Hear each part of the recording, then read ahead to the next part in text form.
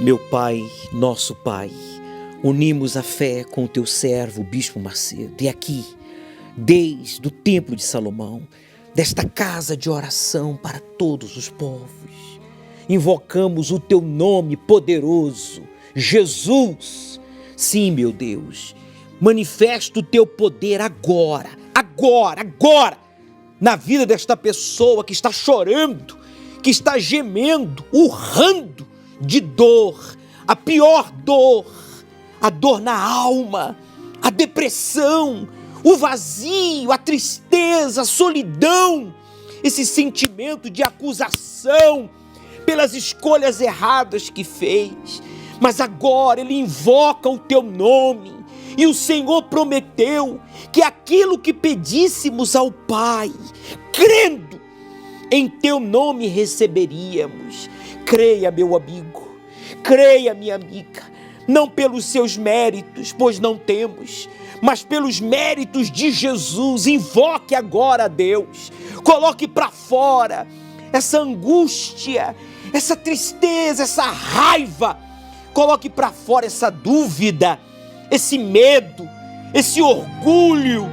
Oh, meu Pai, seja o que for que esteja sufocando, oprimindo, matando esta pessoa aos poucos, que saia agora. Solta encosto, a mente, solta o coração, solta o corpo dele. Você perdeu, força do mal, você perdeu esta vida, esta alma. Pelo poder do nome de Jesus, eu te ordeno agora, faça uma pressão no seu peito e diga, em nome de Jesus, saia todo mal. Respire profundo, meu amigo. Receba o abraço do Altíssimo. Ele marcou este encontro com você para que você agora recebesse o livramento dessa dor, dessa angústia, dessa aflição, mas sobretudo recebesse a salvação. Então diga para ele, eu me entrego a ti, me perdoe, sim, me perdoe, por favor, já não quero mais ser a mesma pessoa, quero te conhecer, ó Deus. A exemplo desses casos verídicos aqui exibidos, eu peço a ti, Espírito Santo, venha sobre todos os sinceros que oram conosco, consagra esta água para trazer a paz, a força para que esta pessoa te busque a partir de agora e a coragem para te obedecer. E você que crê, diga, eu creio. Beba, participemos juntos desta água consagrada a Deus em oração. Tenha aí agora a sua experiência com Deus.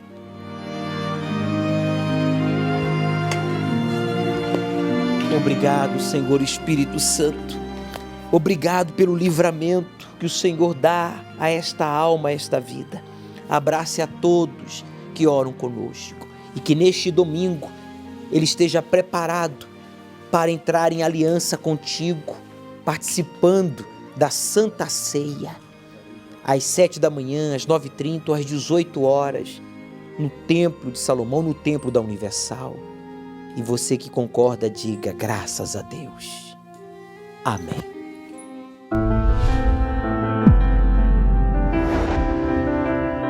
Apocalipse, o livro da revelação. Além de conter as profecias do fim dos tempos, ele traz advertências às 7 igrejas, dirigindo-se a todos os cristãos de todas as denominações que professam a fé em Jesus, para que percebam suas falhas e se corrijam, a fim de que não enfrentem a grande tribulação. Domingo, às 18 horas, o estudo do Apocalipse, ao pôr do sol, no Templo de Salomão, Avenida Celso Garcia, 605, Brás. O Senhor Jesus revela no 6º selo do livro do Apocalipse que as maiorias ou as maiores catástrofes vão acontecer após a abertura deste 6º selo, mas em escala sem precedentes. Será, então, o prenúncio do grande dia do Senhor, do grande dia do julgamento, profetizado também pelos profetas do Antigo Testamento. Tudo que a gente já viu no nosso tempo, nos nossos dias e nas gerações passadas de catástrofes, não se compara com o que vai acontecer. As consequências desses terríveis acontecimentos farão com que todas as camadas da sociedade, grandes líderes, chefes militares, ricos, poderosos, escravos e livres, quer dizer, empregados e patrões, sejam, niveladas, vão estar todos desesperados. Não fará diferença se a pessoa for sábia ou ignorante, rica ou pobre, branca ou negra, ateísta ou mais defensora de sua religião do que da prática da palavra de Deus. Todos formarão uma só classe de pessoas, os desesperados que se esconderão nas cavernas e farão a mesma prece: cai sobre nós e esconde-nos do rosto daquele que está sentado sobre o trono. Depois você lê em Apocalipse capítulo 6. Saberão então que tudo aquilo que é o juízo de Deus, mas continuarão, infelizmente, apesar desses juízos e dessas catástrofes, rejeitando a Deus como Senhor e Salvador. E essas pessoas preferirão se esconder nas rochas do que na rocha que é Jesus. Meu amigo, os sinais são visíveis de que Jesus está voltando. Por isso, vamos edificar a nossa vida sobre a rocha que é Jesus e estaremos perdoados e salvos. Domingo vamos servir a Santa Ceia e vamos estudar o livro do Apocalipse, às 18 horas aqui no Templo de Salomão e em todos os templos da Universal pela manhã, tarde e noite. Aceite o desafio de obedecer ao Deus vivo e Ele transformará a sua vida. O Senhor é quem te guarda, é a tua sombra direita. Ele guarda a tua alma, te protege contra o mal. Ele guarda a tua entrada e a tua saída, desde agora e para sempre.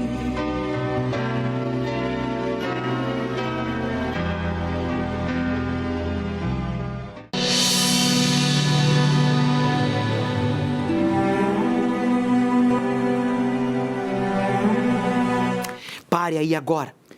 Pare. Você que está pensando em tirar a sua própria vida, porque você está desacreditado de todos. Você cometeu muitos erros e as pessoas que um dia acreditaram, hoje já não acreditam mais.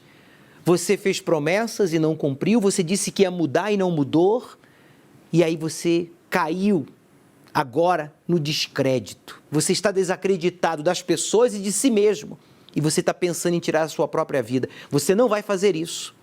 Não, você não vai fazer isso. A palavra de Deus nos garante uma transformação de vida. Se você empenhar a sua palavra, se você prometer a Deus entregar essa vida que nem você quer, nem os outros querem, para Ele, Ele vai transformá-la. Eu vou provar para você agora, através desse caso verídico, que a sua vida, os seus problemas, as suas frustrações é cafezinho para o Deus da Bíblia, para o Deus vivo. 8 pessoas em casa e a gente vivia com uma cesta básica. Eu comecei a ter distúrbio mental. Fomos morar dentro de um sem terra. Meu nome é Célia Barros, sou empresária do ramo de restaurante. Eu tinha uma dor de cabeça constante que, quando criança, eu vivia fazendo tratamento, mas quando eu cheguei na minha adolescência, foi se agravando muito mais. E por causa do uso de muita medicação, eu comecei a ter distúrbio mental. Só que nessa situação, nós já morávamos de favor, né? Eu lembro que nós éramos 8 pessoas em casa e a gente vivia com uma cesta básica que doavam para nós. E nós morávamos de favor. Até que chegou o momento que a pessoa falou que não dava mais para a gente morar. Então nós viemos sem lugar para ir e o meu pai e nós fomos morar dentro de um sem terra. São pessoas que não têm casa, que não têm locais para morar. E na verdade lá a gente tinha um teto e tínhamos uma cesta básica que a gente passava o mês inteiro ali convivendo. Era muita miséria, era muito sofrimento. Então lá dentro de do alojamento de Sem Terra, uma pessoa falou da Igreja Universal para nós. Né? Ela falou assim, olha, existe um lugar que você pode levar sua filha, falou para minha mãe, né? Que lá várias pessoas são curadas, lá tem vários testemunhos. Então, assim, a minha mãe, ela não deu muito crédito de início, porque a gente já tinha ido em vários lugares. Nós frequentamos muito casa de encostos, que falavam que ia desenvolver meu trabalho, que eu ia ficar bem, e nem tanto não acontecia, cada vez ficava pior. E a minha mãe um dia falou assim, então nós vamos. E eu fui lá na frente, e eu recebi uma oração, e naquele dia, tudo aquilo que eu trazia dentro de mim saiu. E eu fui curada. Né? A minha mãe fez várias correntes por mim e eu fui curada. Meus irmãos passaram aí para a igreja também, todos nós fomos curados. E eu na Igreja Universal, eu conheci o meu esposo, que também já estava na igreja, e nós nos casamos. Morávamos de favor, embora a gente ia para a igreja todos os dias. Eu lembro que o pastor sempre pregava a respeito da fidelidade a Deus, né? A respeito do dízimo. E a gente achava, não, nós não somos dizimistas porque nós não temos condições. Porque o meu esposo, ele trabalhava, ele tinha um salário até bom, mas esse salário, quando ele chegava até a gente, já vinha cheio de descontos. E aquele restinho que chegava na gente, a gente falava, não, eu não vou tirar o dízimo esse mês porque senão vai faltar para a gente pagar energia, para a gente fazer uma compra, para a gente ir ao supermercado. E daí eu já tinha um filho e a gente passava fome, porque nós almoçávamos, mas não jantávamos.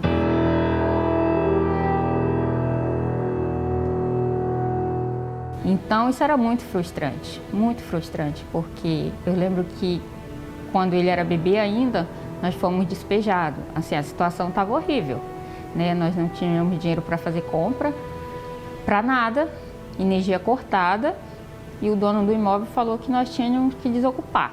E aquilo ali, a gente, na verdade, naquele dia ali nasceu a revolta, mas a revolta com a inteligência, porque naquele dia parece que fazia sentido tudo que a gente ouviu na igreja. Então eu lembro que nesse dia o meu esposo, nós conversamos, nós fomos para uma reunião e o pastor estava falando exatamente sobre a fidelidade. Como que a gente ia provar das maravilhas de Deus se a gente não fazia prova com Deus? Então naquele dia tudo ficou claro para a gente. A gente percebeu naquele dia que nós sempre roubávamos a Deus. Então quando meu esposo recebeu, eu lembro que era um valor, que era para a gente dar um valor inferior, né? Mas naquele mês, nós olhamos para o nosso valor que veio na nossa mão, a gente tinha R$100 na nossa mão, e a gente veio de novo aquela dúvida, a gente compra algo para a gente comer, ou a gente passa a ser fiel a Deus? E o meu esposo teve a opção de ser fiel a Deus. Nós vamos ser fiel, nós não falamos que nós iríamos ser fiel? Pois nós vamos ser fiel. E nós fizemos esse voto e nós honramos. Aí nós passamos a ver a grandeza de Deus na nossa vida. Veio a ideia de eu fazer quentinha, né? Que é a Marmitex. Eu me lembro que o meu esposo foi meu primeiro cliente, porque como ele era gerente da empresa, então eu levava sempre o almoço dele na empresa e as pessoas gostavam muito da comida.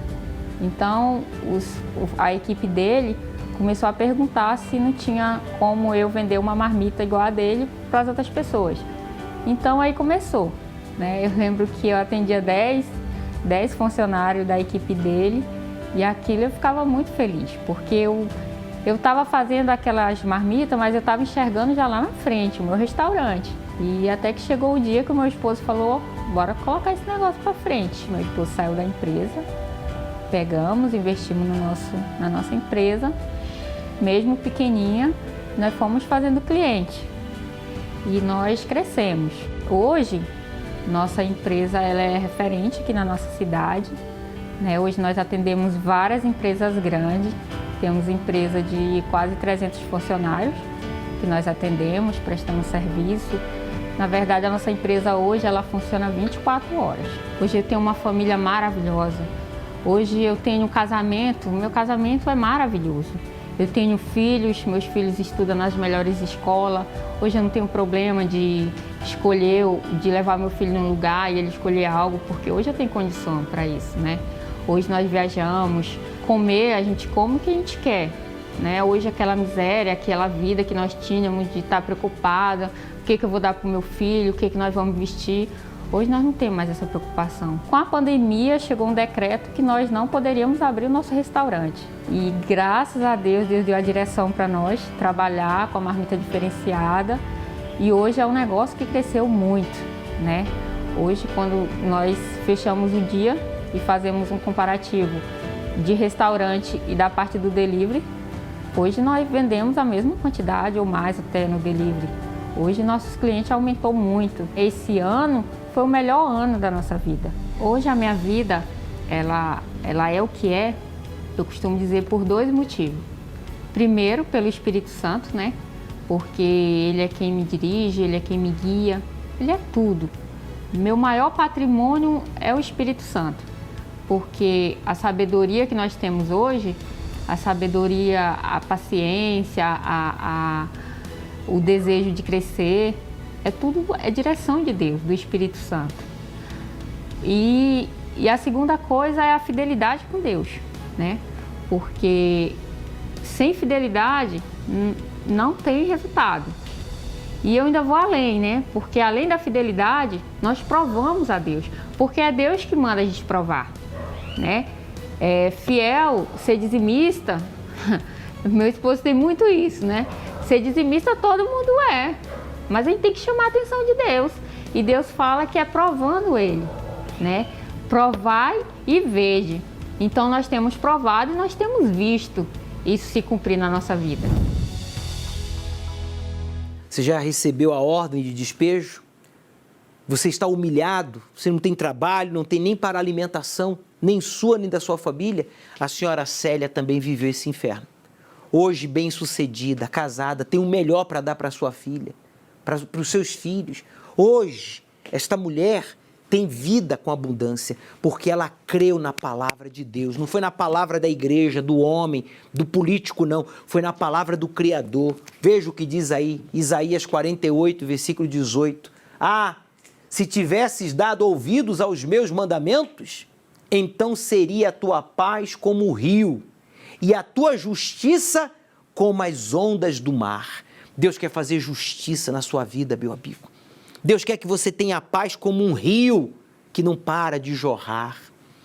Mas para isso você precisa de saúde, você precisa de prosperidade, você precisa pagar suas contas, você precisa de uma família unida, você precisa do Espírito de Deus. A senhora Célia, depois que fez o voto de Betel, ela saiu daquele inferno que ela vivia e recebeu o Espírito de Deus. O voto de Betel, esse azeite aqui derramado lá em Betel, está aqui, ó.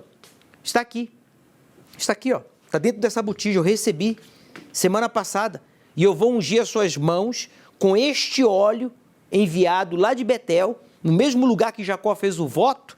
Eu vou ungir as suas mãos às 18 horas aqui no Templo de Salomão. Atenção, hein? Os desempregados, endividados, você que tem contratos para serem assinados, ainda não foram, venha receber a unção nas suas mãos. Deus vai virar o jogo, vai virar a situação da sua vida. Jacó estava perdido, sem direção e sozinho.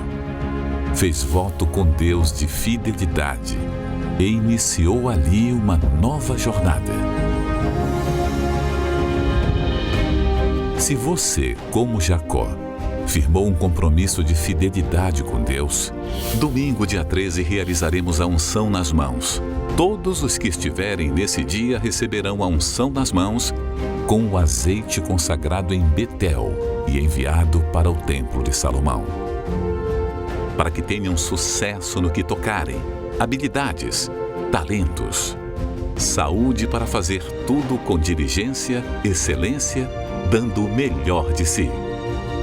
Ao pôr do sol, na reunião do encontro com o Espírito Santo, às 18 horas, no Templo de Salomão ou em uma Universal.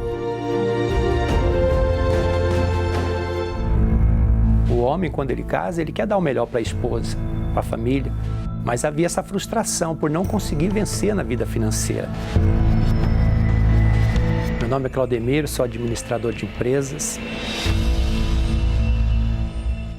Não tinha ninguém bem sucedido na minha família, então eu trabalhava dia a dia, né?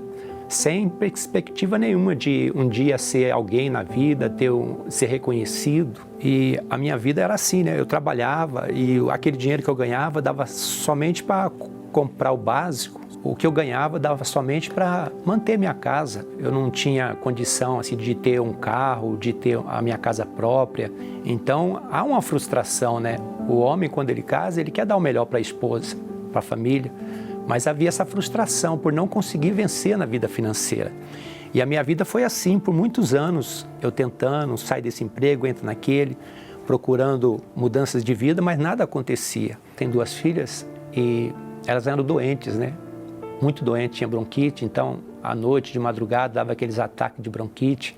A gente saía desesperado, né, para levar para o médico e sem solução também, porque nada acontecia, nada mudava, né, para melhor, né. Eu abri uma oficina mecânica, eu tinha muitos clientes naquela oficina, tudo, só que eu não conseguia ir para frente, mesmo com tantos clientes, eu não conseguia desenvolver aquele trabalho e ir para frente. Deve para um, deve para outro, comprava uma coisa que não conseguia pagar. Depois da oficina, aí tentei novamente em outro lugar, pensando que era o lugar que estava fazendo a diferença. Mas não era, a minha vida continuava do mesmo jeito, naquele outro lugar, aquela oficina com bastante clientes, mas eu não via o resultado do meu trabalho, não via. Passando bastante necessidade, passando aperto, às vezes até de depender de cesta básica, né, vindo da família. Eu tenho uma humilhação que veio até da minha mãe, né, a pessoa mais querida, né. Ela disse assim uma vez para mim: meu filho, você já está ficando velho e nada você conseguiu até hoje. Se você morrer agora, o que será da sua esposa, da sua família? Então aquilo foi como uma flecha dentro de mim, né? Isso veio roubando, veio tirando a nossa paz.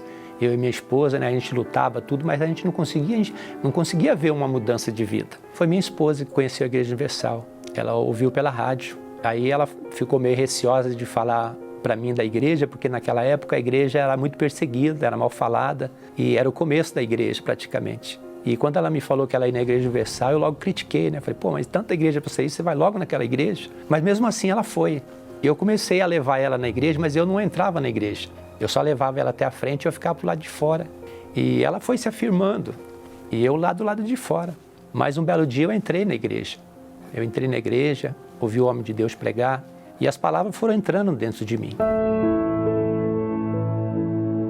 O Espírito Santo foi convencendo, e foi havendo uma transformação dentro de mim, e também dela, né? Aí nós começamos a obedecer a palavra de Deus. E uma coisa interessante, o que aconteceu de primeiro foi a paz. A paz, ela veio logo de imediato. A paz, a cura dos meus filhos veio logo rápido. Conhecendo a palavra de Deus, nos tornamos dizimistas, né? Colocamos Deus em primeiro lugar. Aí sim, as portas começaram a se abrir. Houve uma perseverança, houve a direção de Deus, né? Deus foi dando a direção. E hoje, estudei, fiz uma faculdade, numa área que não tinha nada a ver comigo. Eu era mecânico, passei a estudar administração. Então, Deus me deu uma direção totalmente diferente. E aí, me formei na faculdade, abri a minha empresa de administração, né? Passamos a administrar condomínios. E hoje, graças a Deus, a empresa tem crescido, está desenvolvendo a cada dia. Nesse tempo de crise mesmo do coronavírus, a nossa empresa ela multiplicou os clientes, quer dizer, desenvolveu muito mais, né? Enquanto as pessoas estavam reclamando de dificuldade, a nossa empresa estava crescendo por causa da fidelidade, né? Nós colocamos Deus acima de tudo, né? Ele é o primeiro na nossa vida. Nós temos apartamento, né? Temos carro também. Hoje, eu posso dizer que não tem faltado nada para nós. Nós passeamos, né? Eu, minha esposa, os meus filhos, nós podemos passear, podemos se divertir. Não tem faltado mais nada para a gente, né? A fidelidade, ela é tudo. Quando a gente crê mesmo nesse Deus e coloca Ele em primeiro lugar, então tudo Ele vai transformando e vai dando a direção, né? Se eu ver que eu era mecânico, e de mecânico Deus me levou para um outro lado totalmente diferente, né? Administrar condomínios. É a própria mão de Deus, né? Quando Deus dá a direção, tudo dá certo, né? O senhor Claudemir mudava de cidade, mudava de segmento, de trabalho, tudo buscando melhorar a vida e prosperar e proporcionar à sua família uma vida de qualidade. Mas nenhuma dessas mudanças lhe proporcionou nenhuma transformação, porque ele mudava de lugar, mudava de segmento, mudava de trabalho, mas o espírito o acompanhava, o encosto da miséria, da vergonha, da amarração o acompanhava. Mas quando ele fez o voto de Betel, aí Deus virou o jogo da vida dele. Hoje prosperando, vida de qualidade, moradia, casa dos seus sonhos, carro e o mais importante, o Espírito de Deus. Você quer coisa melhor que o Espírito de Deus? Hoje, este homem tem prazer. Meu amigo, Deus quer dar o melhor para você. Ele quer dar uma vida com qualidade. Mas para isso você tem que ir para Betel. O que é ir para Betel? Empenhar sua palavra a Deus, de tê-lo como seu Senhor, o dono da sua vida, e honrá-lo com as primícias. Você então vai prosperar. Os motivos do desassossego mundial são muitos. E nunca houve um momento em que fosse tão necessário ratificarmos a nossa convicção na volta do nosso Senhor e Salvador, Jesus Cristo.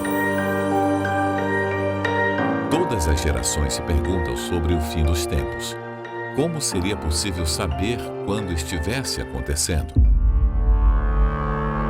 Educadores e cientistas preveem a potencial destruição de nosso mundo por várias causas, incluindo guerra nuclear, doenças assassinas e colisão com um cometa ou asteroide. Mas não é só isso. O ser humano está terrivelmente mal. Muitos países praticam o tráfico de órgãos. Alguns, porém, sob grande demanda, como a China, que está no topo da lista. Logo a seguir vem a Índia, o Irã, o Egito e as Filipinas, entre outros. Muitos desses órgãos são arrancados de pessoas saudáveis, levando-as à morte. De acordo com relatórios, prisioneiros políticos são executados pelo Partido Comunista Chinês para a extração de órgãos. O cruel mercado, que ficou conhecido como turismo de transplante, aumentou ainda mais a lucratividade do negócio na China. São mais de 3 bilhões por ano que o país movimenta em tráfico de órgãos de perseguidos políticos. São em torno de 90 mil mortos por ano para esse fim, com o intuito de vender para a realização de transplantes. Um coração, por exemplo, pode chegar a custar $1 milhão. Um pâncreas ou fígado, 500 mil. E apesar de a maioria ser usado para transplantes, é sabido que alguns órgãos podem ser extraídos para consumo entre alguns grupos. Recentemente, o The Wall Street Journal publicou sobre a apreensão de 7.221 órgãos sexuais masculinos de origem africana pelos funcionários da alfândega chinesa. Essa foi a maior apreensão de órgãos humanos da história. Outras apreensões de órgãos genitais masculinos aconteceram em 9 casos desde 2002. Comentando sobre o ocorrido, o porta-voz da alfândega chinesa disse que esse tipo de apreensão é comum agora, mas certamente foram colhidos em condições insalubres ou foram contaminados em algum momento, por isso não podem deixar sair no mercado chinês. Já na Índia, a pobreza leva a população a vender seus próprios órgãos. Sabendo que é possível viver apenas com um rim, essa prática tornou-se rotineira entre os mais pobres. Mas muitos morrem durante a cirurgia feita clandestinamente. Ficam com sequelas graves ou são enganados sobre o valor combinado e até ameaçados. Com a pandemia, a fome ao redor do mundo aumentou, assim como as vítimas do tráfico de órgãos. Não tenho escolha a não ser cometer suicídio, senão vender meu rim para pagar as dívidas, disse um homem de 32 anos no sul da Índia. No Egito, pessoas relatam que foram trancadas, dopadas e tiveram um dos rins tirado. Outras sofrem ameaças caso desistam do acordo ou façam qualquer declaração a respeito da venda do órgão. E apesar de tantos sinais claros de que estamos no fim dos tempos, há pessoas que expressam desdém. Não importa o quão difíceis as coisas pareçam, alguns assegurarão a todos que o homem tem tudo sob controle, mas não tem. A maldade é uma doença terminal que destrói pessoas, famílias, culturas, mesmo a própria terra. A terra está contaminada por causa dos seus moradores, porquanto tem transgredido as leis, mudado os estatutos e quebrado a aliança eterna. Mas a maioria das pessoas sequer pode entender a verdadeira gravidade da situação. Se vivemos esse cenário tão terrível agora, imagine quando o Espírito de Deus se ausentar desta terra. Porque já está em ação o mistério da iniquidade. Somente há um que agora o detém e até que do meio seja tirado. Ainda que muitos desprezem as evidências de que estamos vivendo o fim dos tempos, não há como negar que todas as profecias bíblicas estão acontecendo.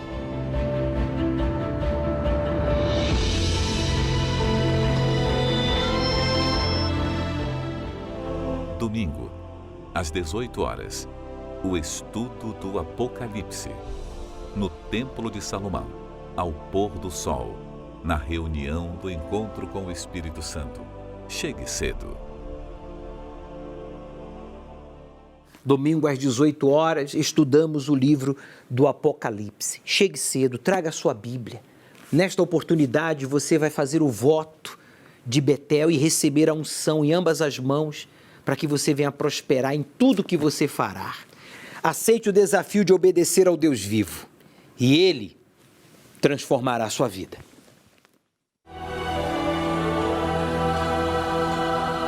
Um dia o sol não vai brilhar no céu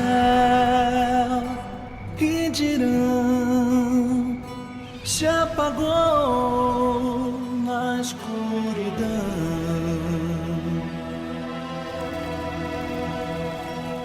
Um dia não haverá mais o amanhã, não.